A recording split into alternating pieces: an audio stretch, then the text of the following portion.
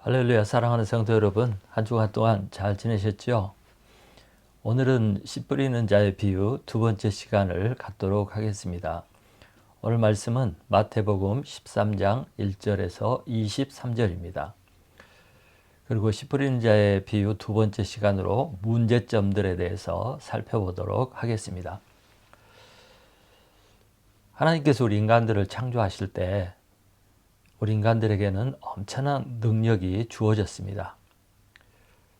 원래 하나님께서 우리를 창조하실 때 하나님께서 우리에게 사명을 주셨는데 땅을 정복하고 다스리라, 생육하고 번성하라 하는 이런 사명을 주셨습니다. 우리 인간들은 세상을 다스리고 정복하고 또 이끌어갈 만한 그런 엄청난 능력, 잠재력을 가지고 지어졌습니다. 그런데 인간이 죄를 짓고 타락함으로 말미암아 인간들의 능력이 많이 사라지고 또 많은 문제점들로 인해서 그 능력을 발휘하지 못하고 살아가고 있습니다. 그것은 바로 우리가 풍성한 열매를 맺는 풍성한 삶, 넘치는 삶, 행복한 삶, 좋은 삶을 살지 못한다는 뜻입니다. 하나님을 믿지 않는 사람들도 그렇지만 우리가 이제 예수 그리스도를 믿고 성도가 되고 하나님의 자녀가 되었음에도 불구하고 우리의 삶이 아직도 풍성하지 못하고 여러 가지로 인해서 메마르고 행복하지 못하는 이유가 있습니다. 오늘 말씀을 통해서 우리가 하나님이 계획하시고 작정하시고 원하시는 그런 능력의 삶, 또 행복한 삶, 풍성한 삶을 살지 못하는 그 이유가 무엇인지 오늘 말씀을 통해서 살펴보도록 하겠습니다. 오늘 말씀은 씨 뿌리는 자의 비유 말씀입니다. 어떤 농부가 씨를 뿌리러 나가서 씨를 뿌렸는데 어떤 씨들은 길가에, 어떤 씨들은 돌밭에, 어떤 씨들은 가시밭에, 또 어떤 씨들은 좋은 밭에 떨어졌습니다.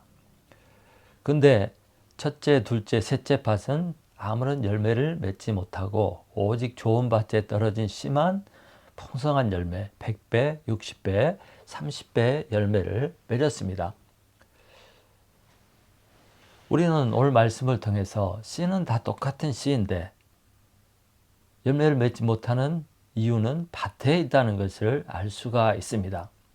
그러면 세 가지 밭은 열매를 맺지 못하였는데 그 이유가 무엇인지 그 문제점들을 알면 그 문제 해결에 대한 답도 찾을 수 있다고 생각을 합니다.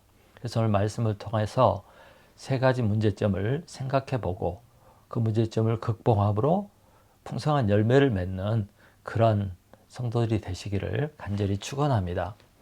첫째 이유는 마귀입니다.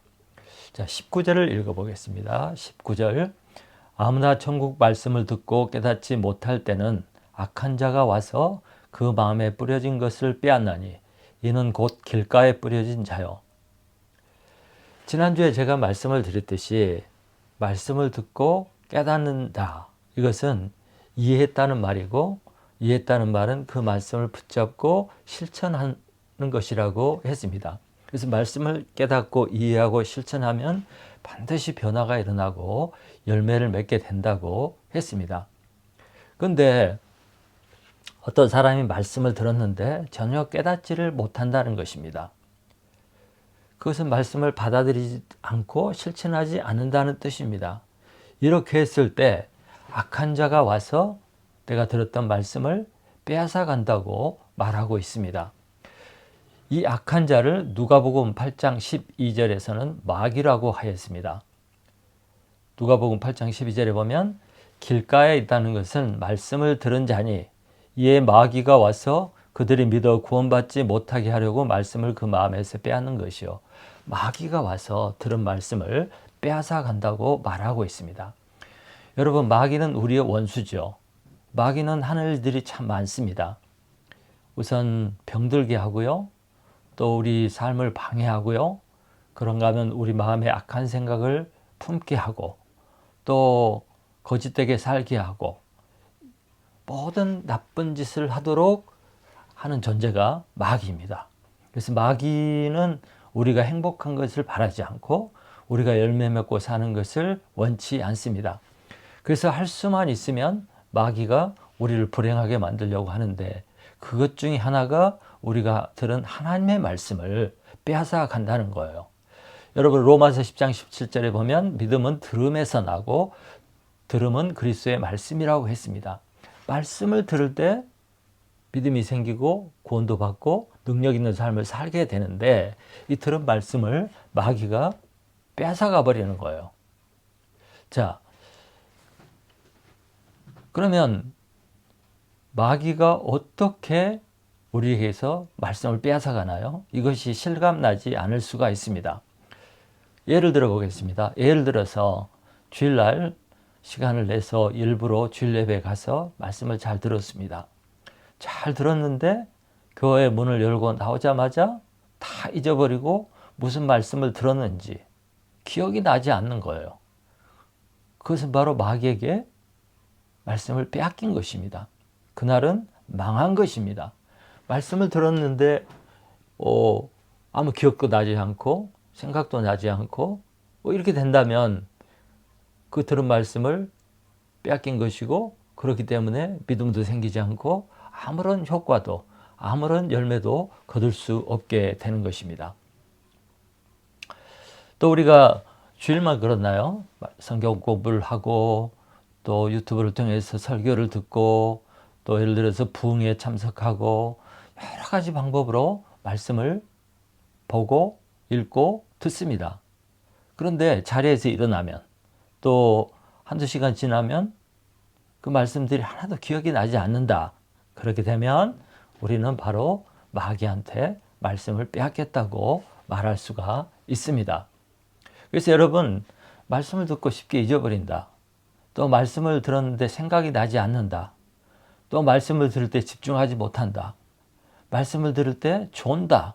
이런 것들이 그냥 자연적인 거나 생리적인 것이 아니라 마귀의 역사라고 볼 수도 있다는 것입니다. 여러분, 아무리 말씀을 많이 듣고 말씀을 많이 공부해도 말씀이 마음에 남지 않고 생각에 남지 않는다면 그 무슨 소용이 있겠습니까? 그러면 당연히 열매를 기대할 수가 없습니다. 아무런 변화도 능력도 열매도 기대할 수가 없습니다. 그래서 마귀는 이런 짓을 열심히 합니다. 그러므로 우리가 이것을 알고 경계하고 싸우고 이겨서 말씀을 지켜내는 생활, 말씀을 지키는 생활을 해야 합니다. 그럼 어떻게 우리가 이 말씀을 지키고 또 그로 말미암아 말씀이 자라고 열매를 맺을 수 있을까요? 그것은 다른 방법이 없습니다. 저절로 되는 것이 아닙니다. 말씀을 읽고 말씀을 애우고 말씀을 묵상하고 말씀을 되새김질하는 그런 노력이 필요한 것입니다. 그것이 바로 말씀을 붙잡는 거예요. 말씀을 놓치지 않기 위해서 그 말씀을 또 기억하고 또 기억하고 붙잡고 또 그 말씀을 실천해보고 순종해보고 막 이런 노력이 필요한 것입니다. 그래서 사도 바울이 고린도전서 15장 2절에서 이렇게 말했습니다. 너희가 만일 내가 전한 그 말을 굳게 지키고 헛되이 믿지 아니하였으면 그로 말미암아 구원을 얻으리라. 사도 바울이 그랬어요. 고린도 성도들에게 나에게 들은 말씀을 굳게 지키라. 이렇게 말씀을 했습니다. 그래서 여러분들 주일 말씀이든지 무슨 말씀을 들었든지 다시 한번 생각해보고 또 기억하고 그 말씀에 실천해보려고 노력하고 이렇게 할 때 말씀을 지키게 되고 그 말씀이 뿌리가 내리게 되면 절대 마귀에게 빼앗기지 않게 되는 것입니다. 두 번째, 열매 맺지 못하는 이유는 환난입니다. 환난. 자, 20절, 21절을 읽어보겠습니다. 20절, 21절. 돌밭에 뿌리워졌다는 것은 말씀을 듣고 즉시 기쁨으로 받되 그 속에 뿌리가 없어 잠시 견디다가 말씀으로 말미암아 환난이나 박해가 일어날 때는 곧 넘어지는 자요. 돌밭에 뿌려졌다는 돌밭과 같은 사람은 어떤 사람을 말하는가요? 이 사람은 말씀을 듣고 받은 사람입니다. 그래서 뿌리가 내렸습니다. 말씀을 듣고 은혜를 받고 기뻐하고 즐거워하고 또 이 말씀대로 살아봐야지, 이 말씀대로 순종하며 살아봐야지 하는 결단도 있는 사람들입니다. 그런데 문제는 뭐예요? 환난이나 핍박이 오니까 쓰러져 버린 것입니다. 넘어져 버린 것입니다.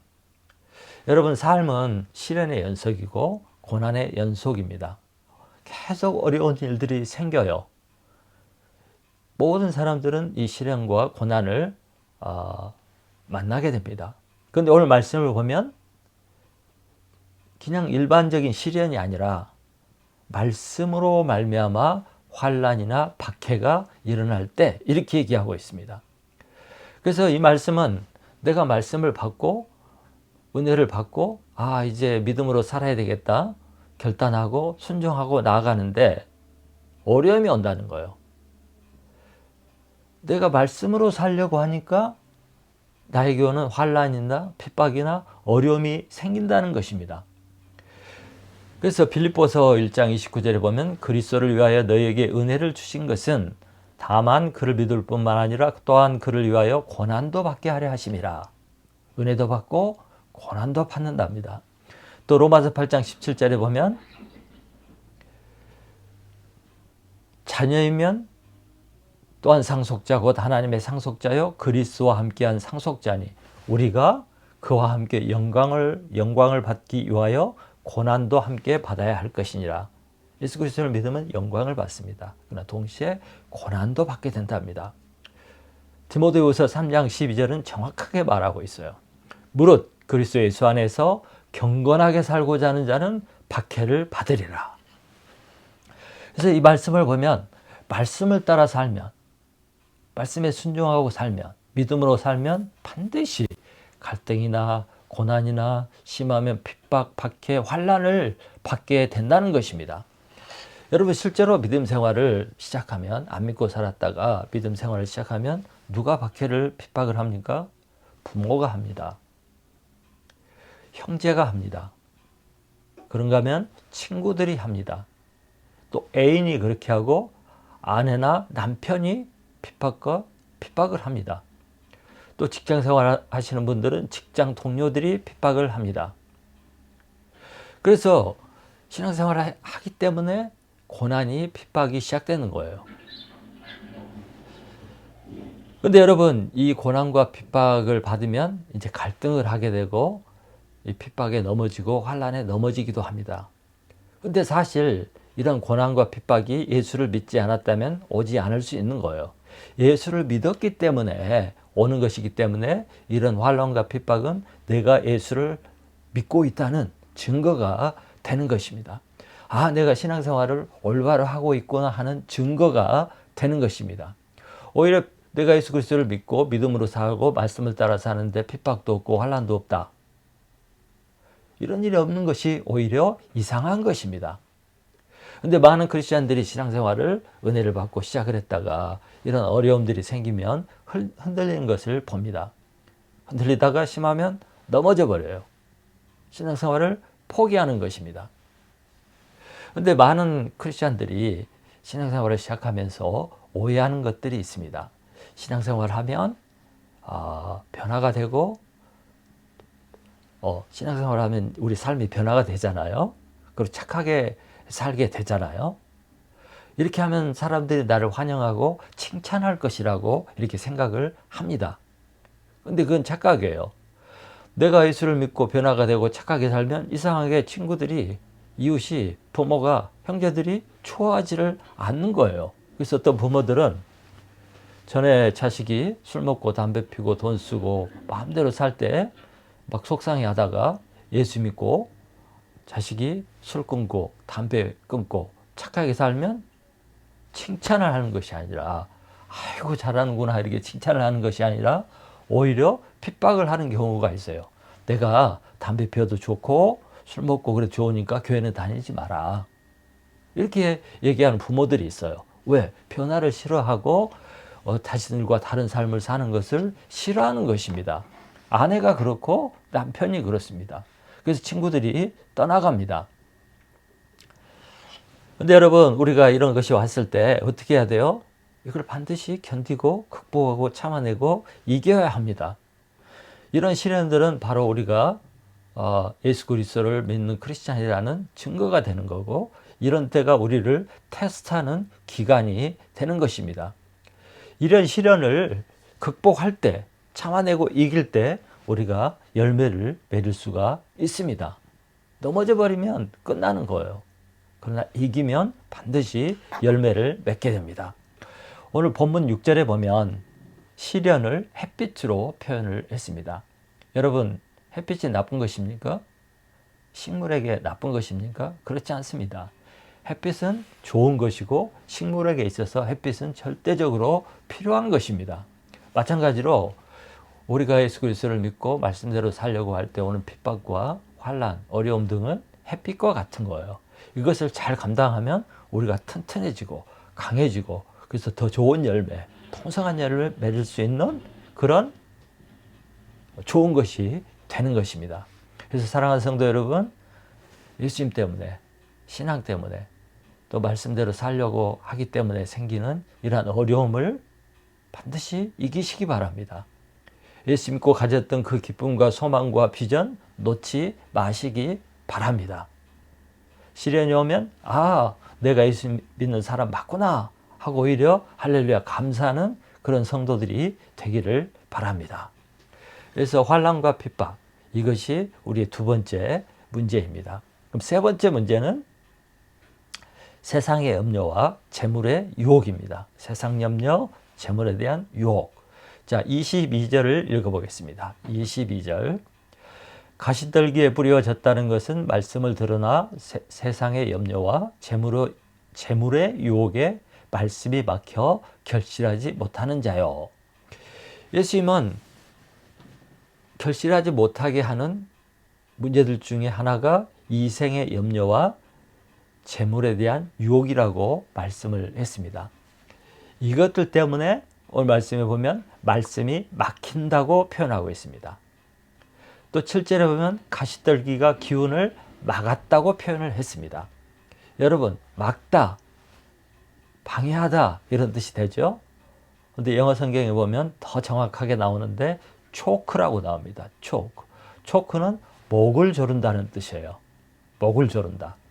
여러분, 사람이 목을 조르면 어떻게 됩니까? 숨쉬기 힘들죠. 죽게 되죠. 이렇듯이 목이 졸려서 숨을 겨우 쉬면 생활하기 곤란합니다. 호흡이 곤란하면 살기 힘들죠. 파리해집니다. 그래서 아스마, 그러니까 천식 가진 사람들은 늘 파리하고 힘들고 어렵습니다. 산소 공급이 딸리기 때문입니다.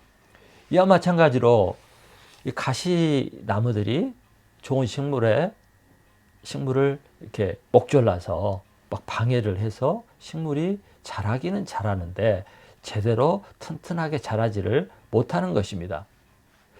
제대로 튼튼하게 자라지 못하면 어떻게 돼요? 모양은 있는데, 그리고 열매가 뭐 나오는 것 같은데 나중에 보면 뭐예요? 쭉정이만 생기게 됩니다. 쭉정이 열매만 맺게 됩니다. 그 안에 알맹이가 없는 거예요. 근데 우리가 신앙생활을 하다 보면 이렇게 됩니다. 우리가 받은 말씀을 잘 받고 심고 잘 자라게 해야 되는데, 우리 안에 가시떨기가 있어가지고 이 가시떨기가 우리를 방해하면 들은 말씀이 이 목조름을 당해서 제대로 못 자라고 결국 좋은 열매를 맺지 못하다는 거예요. 여러분, 많은 성도들이 말씀을 듣고 은혜를 받고 또 예수님을 영접하고 신앙생활을 하고 교회 생활을 합니다. 그래서 신앙생활을 하고 교회 생활을 하고 성도로 살아가는데 열매가 별로 없는 거예요. 늘 시름시름하고 그냥 형식만 있고 늘 넘어지고 실패하고 자신감도 없고 할 수 없다고 생각하고 늘 이런 거예요. 삶의 변화도 없고 삶의 기쁨도 없고 또 영향력도 없고 그냥 교회만 다니고 그런 삶을 사는 경우들이 많이 있습니다. 왜 그렇습니까? 내 안에 있는 말씀이 자라지 때문에 그렇고, 잘하지 못하는 이유는 내 안에서 이 말씀이 잘하지 못하도록 방해하는 것들이 괴롭게 하는 것들이 있기 때문이라는 것입니다. 근데 예수님께서는 그것을 첫 번째로 염려라고 말씀을 했습니다. 세상의 염려. 여러분, 염려는 세상 모든 사람들이 하는 것입니다. 예수를 믿어도 하고 안 믿어도 합니다. 또 염려는 근심, 걱정 이런 것도 마찬가지죠. 근심, 걱정, 염려 이게 다 같은 표현이죠. 여러분, 우리가 근심하고 걱정하고 염려를 하면 무슨 일이 생깁니까? 많은 에너지가 소비됩니다. 좋은 일에 써야 할 에너지가 근심하고 걱정하고 염려하는 데 써버려서 다른 일을 할 힘이 없는 거예요. 생각이 어지럽고 능력과 힘을 다 뺏어가서 무기력해집니다. 너무 힘이 없어서 불안해서 해야 할 일을 할 수가 없습니다. 그래서 그 결과 무엇을 해도 효과가 없고 결국에 열매를 맺을 수 없게 되는 거예요. 말씀대로 하자면 근심, 걱정, 염려로 말미암아 기운이 다 빠지고 기가 막혀가지고 아무것도 할 수가 없게 되는 것입니다. 그런데 여러분, 염려가 왜 있는 것입니까? 안 믿는 사람들이야 당연히 염려하죠. 예수님을 믿고도 왜 염려를 하죠? 그것은 예수님을 믿고 하나님을 믿고 살고 있음에도 불구하고 하나님에 대한 신뢰가 없기 때문에 그렇습니다. 다른 말로 하면 하나님을 불신하는 거예요. 제대로 확신을 가지고 살지 못하는 것입니다. 하나님에 대한 신뢰를 갖지 못하기 때문에 걱정이 오는 겁니다. 그렇죠? 그래서 사람들은 눈에 보이는 것들, 하나님보다 눈에 보이는 것들을 쌓아놓고 그것을 의지하려고 합니다. 그래야 안심이 되기 때문에 그렇습니다. 그런데 여러분, 쌓아놓는다고 근심, 걱정, 염려가 없나요? 여전히 그건 떠나가지 않습니다. 우리가 하나님을 신뢰할 때, 하나님을 믿고 신뢰할 때, 그의 선하심과 좋으심과 그의 능력을 믿고 신뢰할 때 우리가 근심, 걱정, 염려를 이겨낼 수가 있습니다. 그래서 하나님을 제대로 믿는 것, 그것밖에 방법이 없습니다. 그것은 뭐예요? 하나님의 약속의 말씀을 굳게 붙잡는 겁니다. 결국 하나님의 말씀을 끝까지 붙잡고 그걸 의지하고 그걸 믿을 때 세상의 염려를 극복할 수가 있습니다. 그래서 예수님께서도 염려, 걱정, 근심은 쓸데없는 거라고 그랬어요. 염려한다고 키가 자라는 것도 아니고 염려한다고 흰머리를 검게 할 수 없다고 말씀하셨습니다. 그러면서 예수님께서 근심, 걱정, 염려 대신에 먼저 그의 나라와 그의 의를 구하라. 그래야 이 모든 것을 내게 더하여 주시겠다고 약속을 했습니다. 우리가 하나님의 약속을 붙잡고 그 약속하신 하나님을 믿고 살 때 근심, 걱정, 염려를 극복할 수가 있습니다. 그렇지 않으면 이런 근심 때문에, 염려 때문에 아무것도 할 수가 없고 무기력한 신앙생활을 할 수밖에 없습니다. 두 번째는 재물의 유혹이라고 그랬습니다. 여러분, 재물, 돈을 말하죠. 돈에 대한 욕심, 부해지고 싶은 욕심, 모든 사람이 다 가지고 있습니다. 부자 되고 싶지 않은 사람이 한 사람도 없죠. 모든 사람이 돈을 사랑합니다. 그래서 세상 사람들은 이 부를 얻기 위해서, 재물을 쌓기 위해서, 부자가 되기 위해서 목숨을 걸고 평생 쫓아가죠. 근데 교회도 요즘에 이런 부자 되는 법, 성공, 이런 것을 가르치는 이상한 곳이 되어버렸습니다. 그래서 여러분, 물질은 항상 우리를 유혹하죠. 유혹합니다. 야, 돈만 있으면 못할 것이 없고, 돈만 있으면 행복할 수 있고, 돈만 있으면 네 하고 싶은 거 다 할 수 있다. 그러면서 이 물질을 탐을 내도록, 돈에 대한 욕심을 갖도록 끊임없이 우리를 유혹합니다. 그래서 이 물질에 대한 유혹을 극복하지 못하면 절대 신앙생활을 제대로 할 수가 없습니다. 그래서 성경은요, 물질을 항상 하나님과 대비를 시켰어요. 돈과 하나님, 물질의 우상과 하나님. 그만큼 돈, 부, 이것이 우리를 우리에게 환상을 주고 우리를 행복하게 해줄 것처럼 생각하게 하고, 그래서 하나님도 버리고 이 부를 쫓아가도록 우리를 지금도 유혹하고 있습니다. 그래서 물질에 대한 이 환상이나 탐심을 극복하지 못하고는 절대 정상적인 믿음 생활을 할 수가 없고, 그런 사람은 풍성한 열매를, 좋은 열매를 맺을 수가 없습니다. 그래서 사도 바울이 디모데전서 6장 8절로 10절에서 이렇게 말했습니다. 잘 들어보세요. 우리가 먹을 것과 입을 것이 있은즉 족한 줄로 알 것이니라. 부하려고 하는 자들은 시험과 올무와 여러 가지 어리석고 해로운 욕심에 떨어지나니 곧 사람으로 파멸과 멸망에 빠지게 하는 것이라. 돈을 사랑함이 일만하게 뿌리가 되나니 이것을 탐내는 자들은 미혹을 받아 믿음에서 떠나 많은 근심으로 자기를 찔렀도다. 야, 돈이 얼마나 사람을 비참하게 하고 돈이 얼마나 무서운 것인지, 인간을 파멸하는 무서운 것인지 알 수가 있습니다. 여러분, 물질에 대한 욕심, 돈을 사랑하면 어떻게 된다고요? 기운을 막는다고 그랬어요. 다른 말로 하면 목을 조른다고 그랬습니다. 목을. 그래서 돈 욕심, 물질 욕심, 돈에 대한 소망, 환상 이런 것을 가지게 되고, 이것이 커져나가면 커질수록 믿음과 신앙생활은 쪼그라들고 찌그러들고 망하게 되는 것입니다. 이것은 저도 늘 경험했던 것이고 또 우리 모든 크리스찬들이 경험하는 것입니다. 이 물질에 대한 소망과 욕심과 탐심을 극복하지 않고는 정말 신앙생활을 제대로 할 수가 없습니다. 불가능합니다. 여러분, 믿음 생활과 신앙생활을 가장 억압하고 방해하고 병들게 하는 것이 이 세상에 대한 염려와 물질에 대한 유혹이라고 했습니다.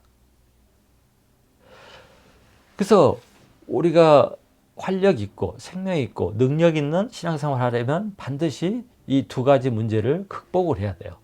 세상에 대한 염려와 동시에 물질에 대한 유혹, 이것을 극복을 해야 됩니다. 여러분, 이제 이 전체를 살펴봤는데 이 상에서 우리가 우리의 신앙생활이 풍성한 열매를 맺지 못하도록 하는 세 가지 이유를 살펴보았습니다. 첫째는 마귀입니다. 둘째는 환경입니다. 셋째는 염려와 재물에 대한 유혹입니다. 그런데 이 염려와 재물에 대한 유혹은 결국 어디서 생겨나는 것입니까? 내 안에서 생겨나는 거예요. 내 안에서. 그러니까 세 가지 문제는, 첫째, 외부에 있는 마귀, 영적인 존재의 마귀. 두 번째는 밖에서 오는 환난과 핍박, 환경이죠. 세 번째는 나 자신인 거예요. 그래서 마귀와 환경과 내 자신을 극복할 때 우리가 그것을 이기고 말씀을 잘 지키고 뿌리가 내림으로 말미암아서 풍성한 열매를 맺을 수가 있게 되는 것입니다. 여러분, 우리의 적은 마귀입니다. 요한복음 10장 10절에 보면 도둑이 오는 것은 도적질하고 죽이고 멸망시키는 것뿐이요 라고 했습니다. 마귀의 목적은 우리를 멸망시키는 거예요. 우리의 삶을 도적질하는 거예요. 그래서 마귀를 반드시 대적하고 이겨야 됩니다. 두 번째는 예수님 때문에, 신앙 때문에 생기는 박해와 핍박과 어려움이라고 그랬어요. 이것도 반드시 이겨내야 합니다. 세상은 결코 크리스찬들에게, 믿는 자들에게 호의적이지 않습니다. 그렇지만 우리는 이것을 당연하게 여기고 이겨야 됩니다. 세 번째는 우리 자신이 문제입니다. 자기 자신을 극복하지 않고는, 내면에 솟아오르는 그 염려와 탐심을, 욕망을 극복하지 않고는 절대로 신앙생활을 제대로 할 수가 없습니다. 사랑하는 성도 여러분, 우리 크리스찬들은 사는 날 동안 마귀와 싸우고 환경과 싸우고 자기 자신과 싸우는 사람들입니다. 이 세 가지는 반드시 이겨야 됩니다. 그래야 좋은 밭이 되어서 풍성한 열매를 맺고 행복한 삶을 살 수 있기 때문입니다. 이것을 극복하지 않고는 여러분 절대 교회 다닌다고, 신앙생활 한다고 행복해지는 것 아닙니다. 풍성해지는 삶을 살 수가 없습니다. 이걸 극복하지 못하면 마귀에게 조종을 당하고 환경에 지고 자기 자신에 져가지고 여전히 고통을 당하고 신음하고 또 뭐예요? 좋지 않은 열매들만 맺고 자신도 불행하고 가족도 불행하고 아내도 불행하고 모든 주위 사람들이 불행해지는 이런 삶을 살게 되는 것입니다. 예수님은 우리를 이런 데서 구원하시기 위해서 이 땅에 오셨습니다. 예수님이 이 땅에 오신 목적은 우리에게 생명을 주시되 풍성하게 주시려고 오셨다고 하였습니다. 예수님은 우리를 죄와 사망에서 구원할 뿐만 아니라 우리를 열매 맺지 못하는 삶에서 구원해서 풍성한 삶을 살도록 하기 위해서 오셨습니다. 그 방법은 뭐예요? 말씀을 굳게 붙잡을 때, 이 말씀을 굳게 붙잡기 위해서 묵상하고 붙잡고 기도하고 순종할 때 튼튼해져서 좋은 열매를 맺을 수가 있습니다. 여러분, 의인은 오직 믿음으로 사는 사람들입니다.